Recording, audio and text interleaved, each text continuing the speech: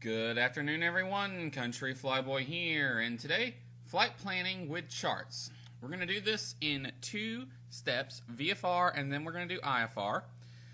We're going to discuss flight planning for your flight simulator flights using the charts. So the rules are no copying routes from FlightAware, no getting a route from somewhere else. Planning your own route with the charts. That's the goal for today. Of course, when we get into IFR, we will be looking at FlightAware because it is a very useful source. So we're going to discuss VFR first. Our two airports of choice for the VFR sample flight is going to be Jacksonville Executive at Craig, and we're heading to Tifton, Georgia, Tifton Myers Airfield. So, how do we do this exactly? Well, I'm going to say we're not going to do this 100% true to life. In real life, you would use one of these. This is a navigation log, and you would fill this out for your flight planning. And you can certainly replicate this in Flight Sim. It takes a little while, but whatever, you can do it if you want. The reason I don't like to do it is because it's time consuming. I mean, granted, once you get experience and get good at it, you can do a good flight plan with these in 30 minutes. But it can add too much time and too much work for a flight in Flight Simulator. So what I like to do is I've modified the real life procedure a bit, where we just sum up everything instead of actually doing the more precise math. So how do we fly? How do we plan a route? Well, we're going to need a few things first. We're going to need charts. There are several free charts available. I like SkyVector, so this is what we're going to be using. We're going to need weather. Now, you might have a weather add-on that has its own UI and stuff to get weather from. I prefer to get my weather from aviationweather.gov. The reason I prefer this website is because this is the current real-world weather, and it's a very, very useful site to finding stuff. So here's Tifton over here, and here's Craig over here. So, yeah, very, very good website for getting weather. And it shows the current weather straight from NOAA. This is actually by NOAA, is the organization that runs this website.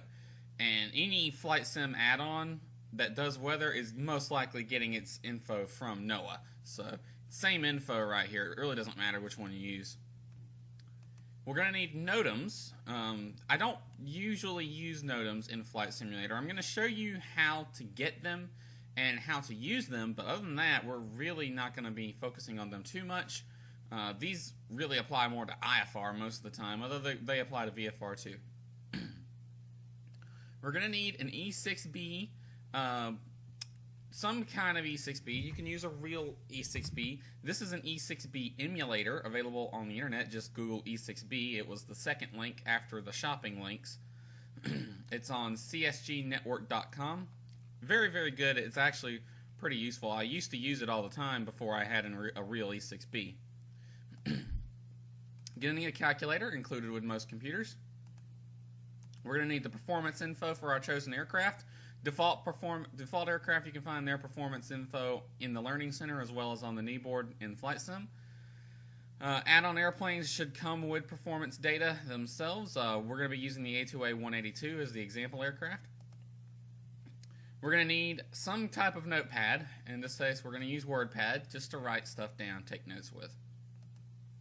And lucky for us, all of that is freely available. Most of it comes with your computer. The rest is on the failing internet. So we shouldn't have a problem. We can do VFR flights and IFR flights 100% free. We don't need any extra add-ons. We can just do it ourselves. Okay, so the very first step, and make sure I have everything showing up that I want. The very first step is to draw the straight line directly between departure and arrival. This will show you the overall direction of the flight and the distance. So this flight is going 121 nautical miles. So would you go direct? No. You would not go direct with this flight. Why? Well, let's look at it in the way. We take off from Craig. Okay, we got the Jax class Charlie. We can get through that no problem. Ooh, we got the Okefenokee Swamp here. Alright, huge expanse of swampland. peat islands, marsh, all that fun stuff. Definitely don't want to go through there. We got the Moody 2 North MOA right here. Got restricted airspace right here, though it's not on our course. It's close enough to care. And then we got the destination. Looking at it, we don't have much to navigate with. So there's two things, or technically three things, that are affecting the direct line, the reason we can't go direct. One, the swamp. No way to navigate in the swamp. There's zero to use on the ground to navigate with, and the only thing you have at your disposal there is VORs. There's the MOA, which we can go through, and we can get flight following to go through it. Shouldn't have a problem going through it, but may want to just note it's there, especially if it is active. This restricted airspace is a little too close for comfort to our flight right here. And this restricted airspace is active during the weekdays from sun up to 10 o'clock at night, basically. Alright, so, and we have no waypoints on the ground, really. We're going through what's essentially uncharted territory. There's nothing but trees and fields, a few minor roads, but for the most part, we would have a hard time finding our way out here without the use of VORs or GPS. So we need to plan a route that sticks close to things that we can see on the ground. Alright, well, I see two ways this can go. We can go north to Waycross and then to Tifton, or we can go south to Lake City, Valdosta, then Tifton. Why go all the way around like that? I mean, this sort of, look at that route, it kind of takes us out of the way. Well, the reason is I-10. I-10 will give us a good, solid point on the ground to follow. Plus, it's got the railroad paralleling it. We got Lake City, which can serve as a major waypoint, as well as a good alternate airport if things go south. It's very, very useful that we follow highways, interstates, and stuff like that, because they take you places. It's what you would do when you're on the ground, right? You'd use a highway. Well, why won't you use them in the air? They always go somewhere. The difference when the air is the smaller roads you can't really see very well, so we kind of want to avoid using them. I tend to stick close to major roads. Plus, if we go north towards Waycross, not only do we have a road to follow, we have several towns that can serve as waypoints. Lots of stuff, lots of reasons we'd want to go around. So, now that we've got our direct line figured out, and we've already decided that we're not going to be able to go direct, but just for right now, let's just leave the direct line. Let's look at the weather. So real quick, let's look at the departure out of Craig, not Jax. Winds 110 at 3, visibility 10, skies scattered at 29. Just want to get an idea of what the current weather is, that's why I'm just reading the METAR. Alright, let's go to, where's it at? Standard briefing. It's under tools, go to standard briefing. Now this web page will take you to links, or it has several links that will take you to the various things you would get from a standard briefing. Alright, so the first thing is METARs. Let's look at METARs. Really, we want to look at the METAR and TAF for departure and destination airfield. We will use request the METAR feature. We'll type in KCRG, KTMA, and real quick, I'm going to look at some en route waypoints, airports. I'm telling you, we're going to go north to Waycross and then over, because going south to Lake City, then Valdosta takes us way too out of the way. That's the scenic route, and if you want to log flight hours, that'd be the way to go. But we're in a hurry, so we want to go this way. So, KAYS, and we want, good format's fine, most recent only. You can have it show the past METARs up to 36 hours, which can be useful because you can see how the weather's changing. So let's just show most recently only and include the TAS. Okay, no TAF found for TMA, no TAF found for AYS. has a METAR but no TAF for these airports. Okay, so for Craig, winds currently it is 12:16:53. This is when it is currently 16:57. This report was made at 16:53, so this is hot off the press. Winds are 100 at 7, visibility 10, skies are few at 4,400, temperature 13, dew point 22, altimeter 3011. So ignore the TAF for a second. Let's look at the current weather for the en route airport, AYS.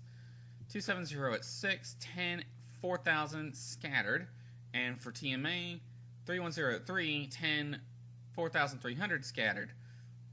Alright, so we got some decently clear skies right now.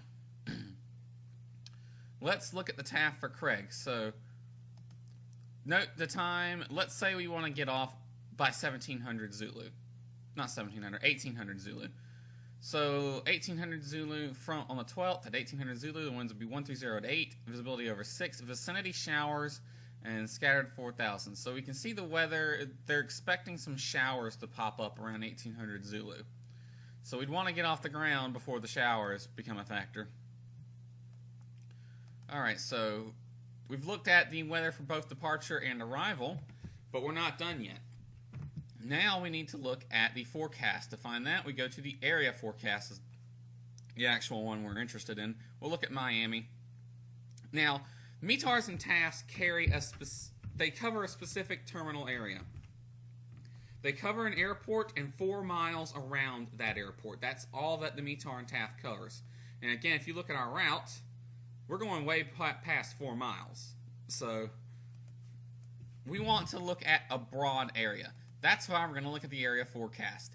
The area forecast covers all of the area over the airports and is very good for determining what the weather is going to be between airports. So we're going to be flying northern Florida and southern Georgia.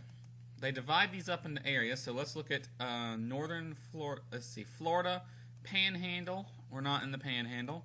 Northern Peninsula, that's where we are. Central and Southern Peninsula, we're not there, so this one right here is what we're looking at.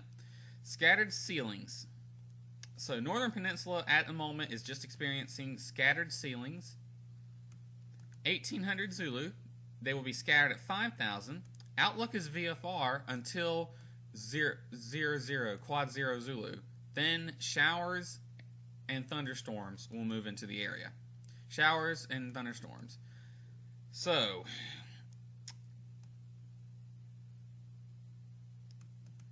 if we're going to fly this VFR, we need to get off the ground before midnight Zulu, which would be like 7 p.m. here, so fine, we can do that.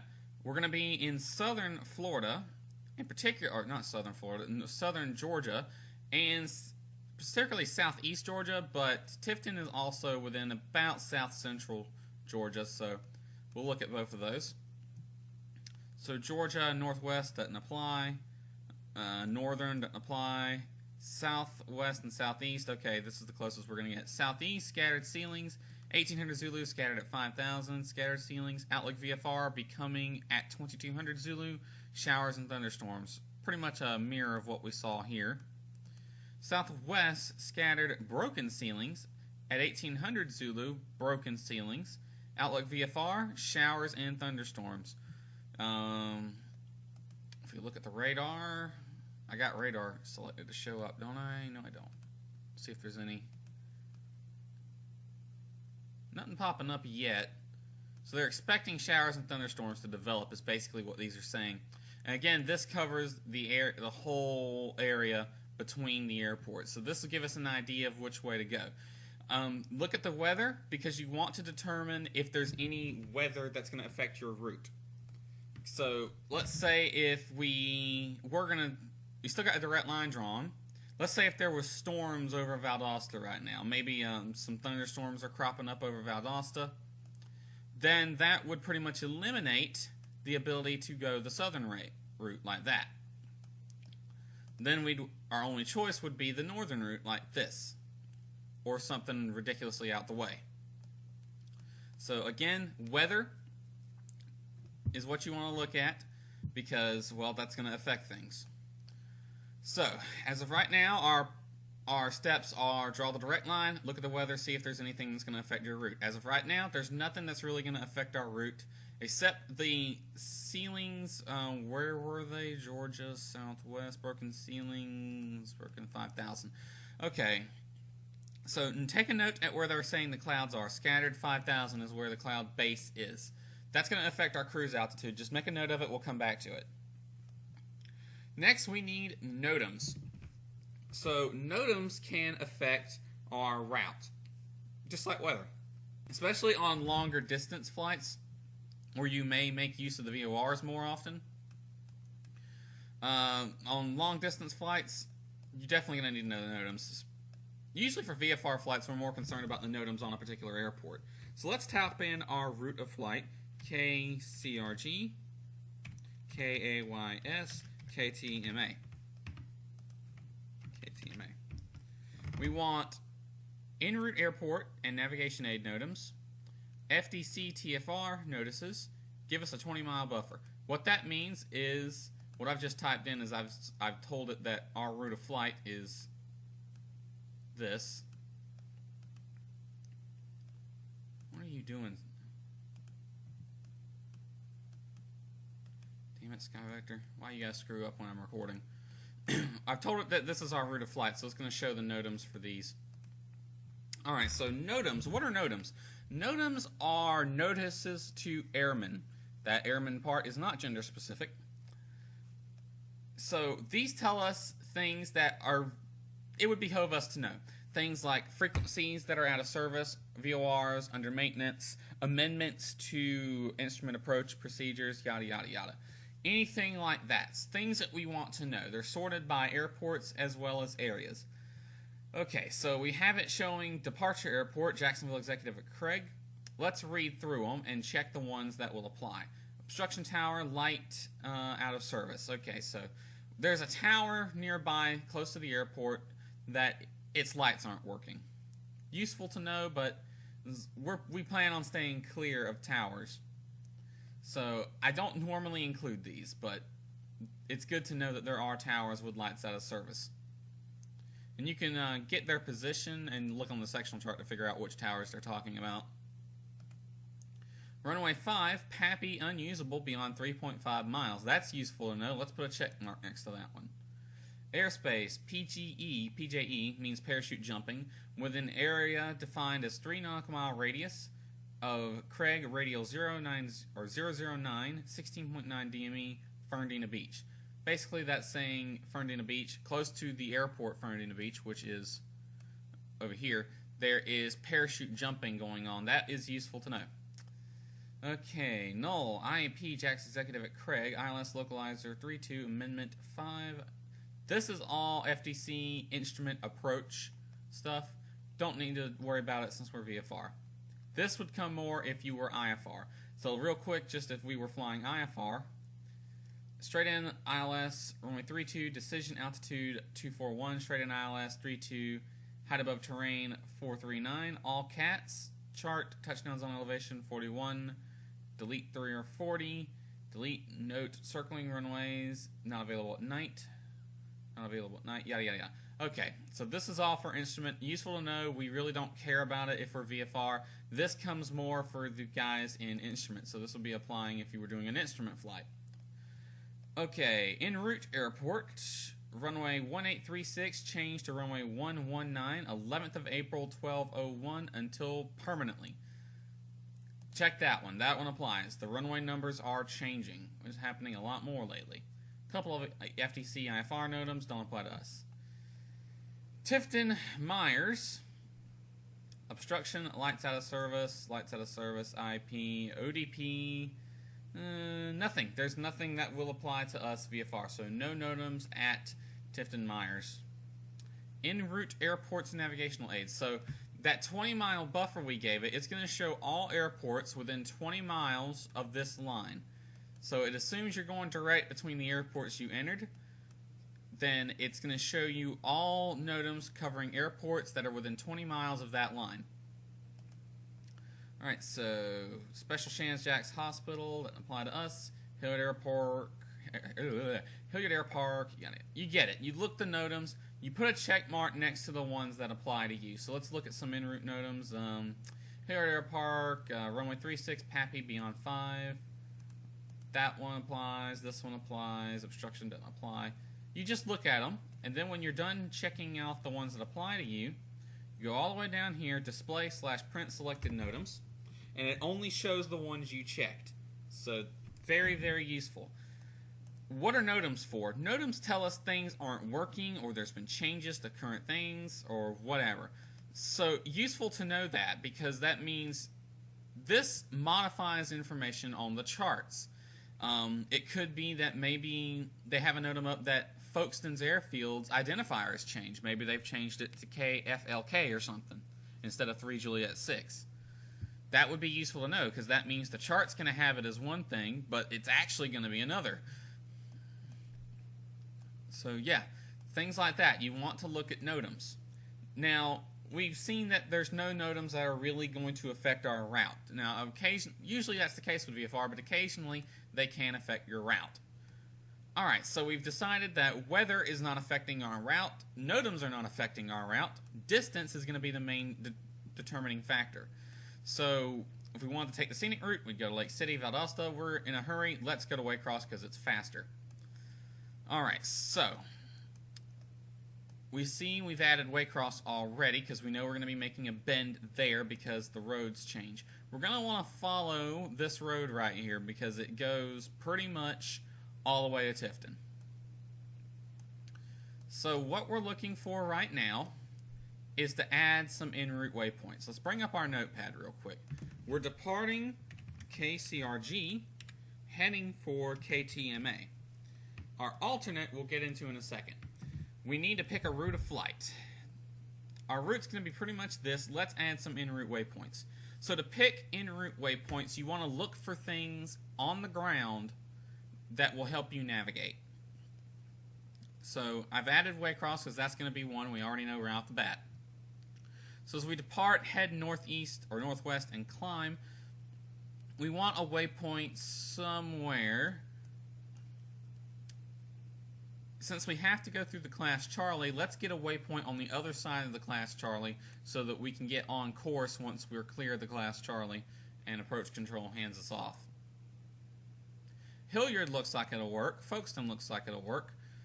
They have airports, which would be useful. They have towns. Hilliard's got a major road passing through it. Folkestone would be even better because it's got several major roads passing through it. So let's add Folkestone to the list. We'll just pop a waypoint down right there. Alright, so the first leg's 39 miles, second leg 32 miles. From Folkestone, we're following roads. We could add another waypoint over here to justify we're going to be on to the right of the road, but that's getting a little too precise to care. Although, we're not going to stick to this line once we fly it. We're actually going to follow this road, but we're going to run along the right side of the road. So we're not going to be 100% on the line. The reason we're going to hang off to the right of the road is because when you're following roads or highways, you need to follow them on the right side. This is because the whole idea of it would be if a plane's following the same road in the opposite direction, he'd be on the right side, you're on the right side, neither one of you is going to hit each other. So, yeah, this would be a good waypoint for us. Ideally, we'd want one closer, but since the weather's so good today, we could probably see Folkestone once we get on the other side of the Class Charlie. And if we're on par with our navigation, we shouldn't have too much of a problem staying on course. Let's add another waypoint for this leg. 57 miles. Let's see. We got a town here, several roads, plus a river converging and a railroad track. There's 2 of them. Let's add Willacoochee as our waypoint. Right there. 34 and 23. Now, don't think that your waypoints need to go directly over. You can look out to the side of your plane. So, in fact, when you pass over waypoints, you need to pass over them to the side. So, a better idea might be actually, instead of flying over Waycross, to pass over to the right of it. In fact, let's show that. Let's eliminate Waycross. A better idea, instead of going directly over Waycross, is to go over here. and pass to the right of Waycross. That way we can see it. It'll be out our left window. But at this point, we really don't need to worry about that. We'll just have the... We can note that we're going to do that in the plane. God dadgummit. We can note that we're going to do that in the aircraft, but for frill's sake, we can note that we're going to do that in the aircraft, but for the planning purposes, we can just put it right over it. Alright, and again, it doesn't have to go off, be directly over it. You can go off to the side. You can even use waypoints off to the side. Douglas has an airport. It's a decently sized airport. So if we're flying over here, we're about 10 miles, maybe less than 10 away from Douglas. We should be able to see at least the town if we're at a decently high altitude. Anything above 4,000, usually you can see things that are further away than you would think you would be able to. So even when we're flying, if we fly over Pearson, if we look out our right window, we should see Douglas. Alright, so we have our route at this point. What's the distance? Let's bring up FlightAware's little, SkyVector's little navlog here. Total distance, 59.7. Let's round that up to 60. So, distance, 60 miles. Let's not add that yet. We want to look at an alternate. So, for VFR alternates, you just pick whatever. Or, do the smart thing. Now, IFR has specific criteria regarding picking an alternate. But VFR, you might want to invent your own criteria. You can essentially pick any public use airport as a VFR alternate, but we might want to make it one that we can A, easily navigate to VFR, and B, has decent services. Something of, if you're going, say if you were heading into Barron County Airport here, Fort-Joliet 2, if that was our destination, then Cook County or Waycross would be a good alternate, because, you know, Barron County, it's an untowered airport, it's got a rotating beacon light, but there's no services available. Basically, if you're going to pick an alternate, pick one with services. This is what I'm saying, because you want this little crosshair checks marks on the side that indicates services. So a good rule of thumb is any airport that's going to serve as a VFR Flight Plans alternate, make sure it has services, because you might need to get fuel. You're going to want some services, basically. Waycross is good. Tipton's got services. Let's use Valdosta as our alternate. And we'll just draw the direct line, because we can pretty much follow this highway all the way down there. Alright, so we have a new total distance of 168.6 nautical miles. Let's round that up to 170.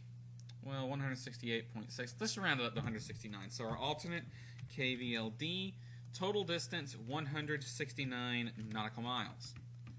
Alright, 169 nautical miles. We want to know how long that's going to take us to fly. We need a ground speed. So, let's do this. Now we need our performance info. We need the cruise information. Now this is where, looking back at the area forecast, note the clouds were bases at 5,000. That helps us decide a cruise altitude. So, a lot of people use winds aloft. Winds aloft I don't really want to look at until after we've determined a cruising altitude. So, our cruising altitude, we know we're going to want it to be somewhere in the neighborhood. We want it high. The higher the better, to an extent. Because going up higher, you get better performance. The winds are often higher, and we could get better fuel burn, or it's just cooler. So the wind, you want to look at the winds to determine what would be best if you go high or go low. But for now, we just want to care about the clouds. The reason you look at clouds first is because if you're VFR, you have to stay clear of the clouds. If the clouds are numerous, like say they're broken, so they're over the place, and they're low, you're going to have a hard time because you're going to be zigging and zagging around clouds. So we saw the bases were at 5,000 and they were scattered. most likely with a day like today, the clouds don't go up very high. So we could, let's plan 6,000. Except we have to look in our direction as well. Remember, VFR, we have a rule. Only odd pilots fly east. That's the rule. So if we're heading eastbound, you get eastbound is an odd altitude, westbound is an even altitude. So we're heading westbound, we want an even altitude, 6,000. We're VFR, add 500 to that. So 6,500 is going to be our cruising altitude. So right here is the performance info for 6,500 or 6,000 foot pressure altitude cruise. Now, we need to look at the winds. So now that we've determined the 6,500 would be best for clouds, let's look at the en route winds. Click this over here. We want Jacksonville's winds. 6,000, they're 260 at 7, and temperature is 15. You want to look at this because if the winds were strong, that could either be beneficial or detrimental. If you have a tailwind and the winds are booking it, that's good. That means you're going to be faster. However, if you have a headwind and the winds are booking it, you may want to pick a lower altitude because the winds they're weaker at lower altitudes. So if you pick a high altitude and end up with a headwind that's strong, you're going to be fighting an uphill battle, basically. So you want to look at the winds. We see they're 260 at 7. That's basically out of the west. We're going to have a headwind on the second leg, this bit right here. And we're going to have a headwind on the first leg, but not as bad. 7 knots is the winds. Okay, so, and the temperature was 15 degrees. So right now what we want to look at, so that we've determined the winds won't force us to change our altitude. So 6,500 is where we're going. What about the speed? We looked at the temperature was 15 degrees Celsius. Pressure altitude of 6,000, 20 degrees below 20 standard or 20 degrees above standard. So luckily it tells us here standard temperature at 6,000 is 3 degrees Celsius. The actual temperature is 15 degrees Celsius. So that means we're above standard. Let's use the above standard minimums. 15 degrees, we're a bit away from 23. You can interpolate the data between here, these sets of numbers, to give you the exact numbers we would use, but that's a bit more of an involved process. It's almost always better just to round up, especially for flight simming. So this group right here is what we're worried about. Let's pick an RPM setting. 2400 is what I like to use with 20 inches of manifold pressure. So right here, this set of numbers, specifically this set right there. So we've picked our RPM and manifold pressure, and we're using the 20 above standard numbers. MCP 62, true airspeed 131, and gallons per hour 11.1. Let's make a note of that.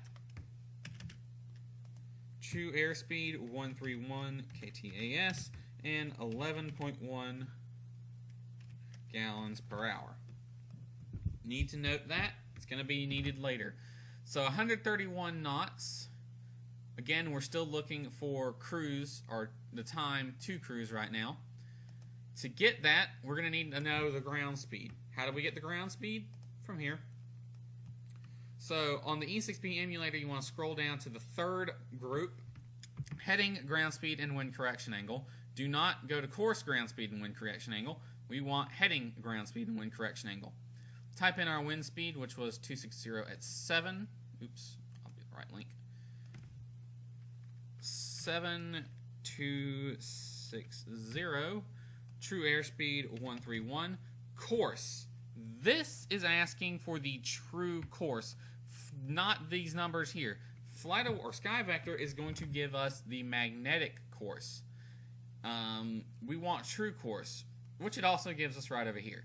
So you see this little number right here that has a T next to it, 320 degrees T. That's the true course. That's what we want to enter in. So for our first bit of the first half of the route, it's a true course of roughly 320. So let's punch that in. Course 320.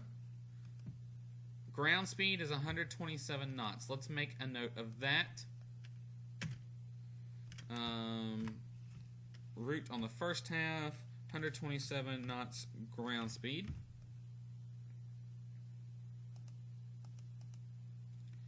And on the second half, 280 true, 283. Let's go with 280. In fact, if we just eliminate that, it's about a 164 true. 281. All right. 281 true is the course. So let's back here. 281. Calculate 124 knots ground speed. And 124 knots ground speed. Okay. So let me eliminate this waypoint here. So we just have this one. 100. To figure out how long it's going to take us to fly each half of our leg, we enter in the two ground speeds over here. So the first ground speed was 127. 127. So the first route is going to be KCRG to KAYS is going to take 33 minutes. Let's say 34 minutes for that. It's 33.6. It's going to take 34 minutes for the first route. And the other ground speed for the second route was 124. So let's put in 124. And for the second bit, 27.7, around that 28. So 34 and 28, if we add those two together, 34 minutes plus 28 minutes, 62 minutes total. So 62 minutes total to fly this route with the winds the way they are. 62 minutes. All right. So now we have a route time. 62 minutes. Fuel. How much fuel do we need? Back to our performance info. This number right here, 11.1 gallons per hour. So we're going to need 11.1 for 1 hour of flight is what that's saying. We need 62 minutes en route fuel, so that's going to be 11.2 basically. It's not that much of a difference. So 11.2 is how much fuel we're going to need for the en route. That's just from departure to destination. We also want to calculate alternate. All right, so from departure to destination fuel, we need, so DEP to DES equals 11.2. DES to ALTN equals, and we have to redo it here, so the true course is 164, 132 knots, 132 knots, 18.3, round that up to 20, or let's just say half an hour. So half of 11.4, or 11.1, sorry, would be, it's like 6.7, isn't it? 5.55. All right. We need at least, let's just round that up to 6. So 6 gallons for the alternate. 6 gallons for the alternate. And the time it was going to take to do that was 20 minutes. We're going to round that up to 20 minutes. So 62 minutes total time, 20 minutes total time. All right, so for our fuel, we determined that we need 11.2 plus 6 to get to the alternate. 11.2 plus 6, 17.2. Is that the minimum fuel we need? Nope, we still got 2 things to add. Remember, when we're climbing, we're going to be burning more fuel than we normally will. Cruising. So we need to know how much fuel we're going to burn during the climb, and luckily Cessna tells us with their charts. So a normal climb up to 6,000, here's the number set we care about. Climb speed 90 knots, rate of climb 540. Minutes to climb 10. What we care more about is the fuel, 2.5. We're going to use 2.5 for fuel. So this, where's my calculator? This number plus 2.5 plus 2.5, 19.7, round that up to 20. So 20.0 is our new minimum fuel, except it's not. We need a reserve. Regulations require at least a 30-minute reserve for VFR during the day, 45-minute reserve for VFR at night. So we're during the day. We need at least 30 minutes, which would be 5.55, but I can go and tell you you're best off just adding another hour to that. So let's add another hour of 11.1. Oops. 20.0 plus 11.1. 31.1. That's how much fuel we need. So 31.1 is the minimum amount of fuel we need to have in the tanks in order to fly this flight. And we are actually done, believe it or not. And to show you, we can fill out the flight plan thing. We are VFR, aircraft identifying equipment, true airspeed we would fill out. We got that was 131 knots, didn't I say? I said something. Where's my notes? 131. So 131 knots, departure time, whatever it would be. Cruising 6,500. Route of flight, I'll go over in a second. Destination, estimated time en route, 1 hour. Basically, we can say 1 hour, 10 minutes. Remarks, fuel on board, however much fuel we'd have on board. We'll go over that in a second. Alternate airport was Valdosta. Yeah, we got everything we need. We can file. So as you can see, I know this took a long time because I'm trying to explain all of it. But as you can see, we just pick the airports, pick the route, and then do the math for it. VFR flying is really generic stuff. This will work no matter what airplane you're flying. However, when we get into IFR, you're going to see it's going to apply. You really need to know the performance capabilities of your plane, specifically with the avionics installed. IFR is much more dependent on the aircraft performance than VFR is. So I got two other things we need to go over, and that was, what did I say they were? Filling out the route of flight as well as the total fuel on board. So the route of flight, how would we enter the route of flight? Let me put this down so all that's out of the way. How would we enter the route of flight? They want you to enter the route of flight relative to navigation aids. So saying VFR, this, that, whatever, that doesn't help. They want you to enter in relative to navigation aids, which can be VORs, waypoints, airways, airports, NDBs, things like that. So how would we enter this? Well, even though I got rid of our en route waypoints here because they were more for navigation, so this is our overall course. The way we would enter this, we can actually enter KCRG to KAYS to TMA. So KCRG, KAYS, KTMA. That's what we would enter in the route. That's saying we're going to go from Craig to Waycross to Tifton. If we did something like this, FlightAware, SkyVector, why are you being such a pain in the butt? Let's say Valdosta was our final destination, and this was the flight we were going to choose. We would type in KVLD at the end. And you can use VORs as well. You can use NDBs, intersections, airways. Just make sure you're filling this out relative to navigation waypoints. And the other bit, the total fuel. So what the flight plan here is telling us is it wants to know what our fuel on board is going to be in hours and minutes.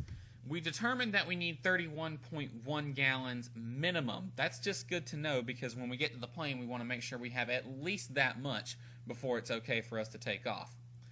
Let's assume full fuel tanks, and real quick, let me look and see what the full fuel tanks are for the 182, because I can't fully remember. 92 gallons. Alright, so 92 gallons. 92 divided by, and we want the fuel burn, which we said was 11.1. So assuming full tanks, 8.2, 8 hours, 0.2 hours is what we're going to have, which is like 8 hours, 15 minutes. Alright, so that's what we would enter. If we had full tanks, 8 hours, 15 minutes. However, if we get to the plane, look and see we don't have full tanks, we just need to know the total amount of fuel that we have and divide that by the gallons per hour. So let's say we had, I don't know, 57 gallons in the tanks, and we divide that by 11.4.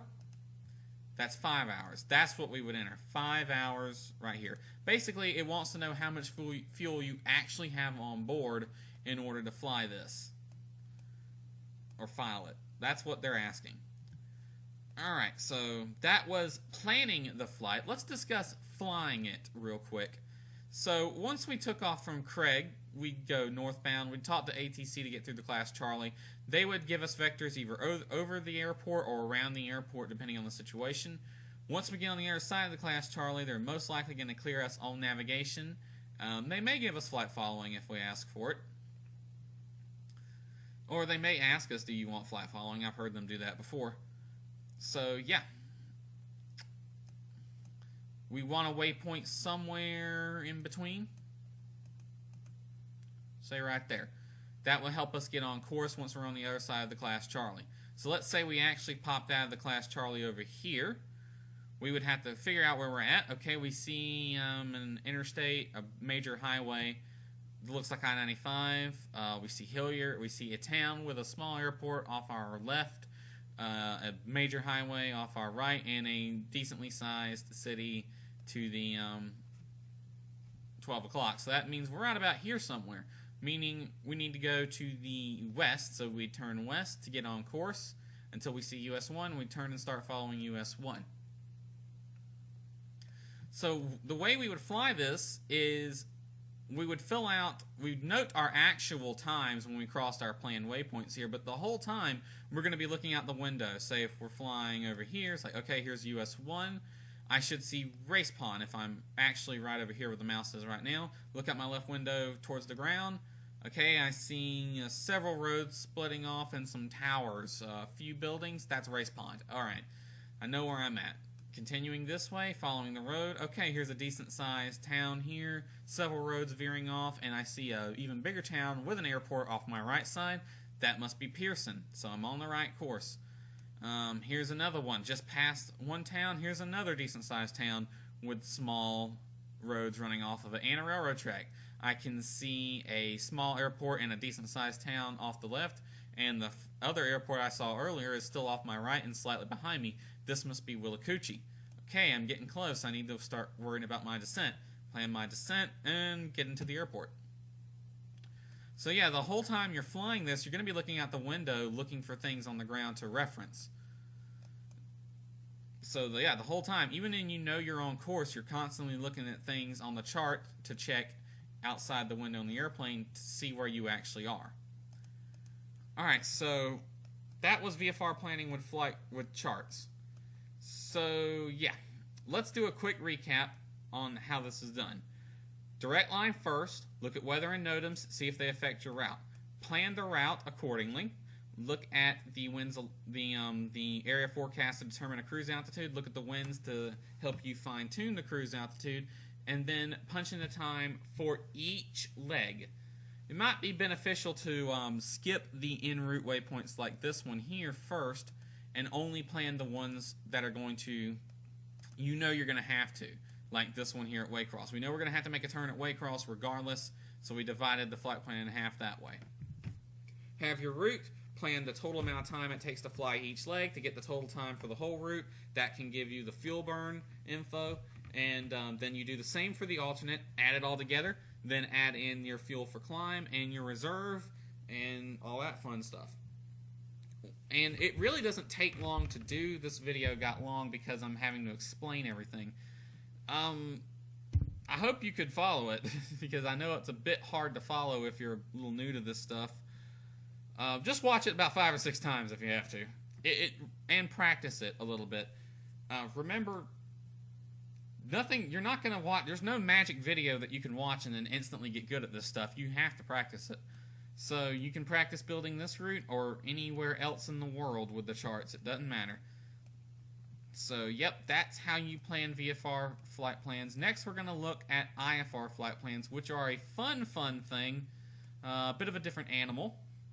So that was VFR Flight Planning with Charts. Hope you enjoyed it, and we'll see you next time.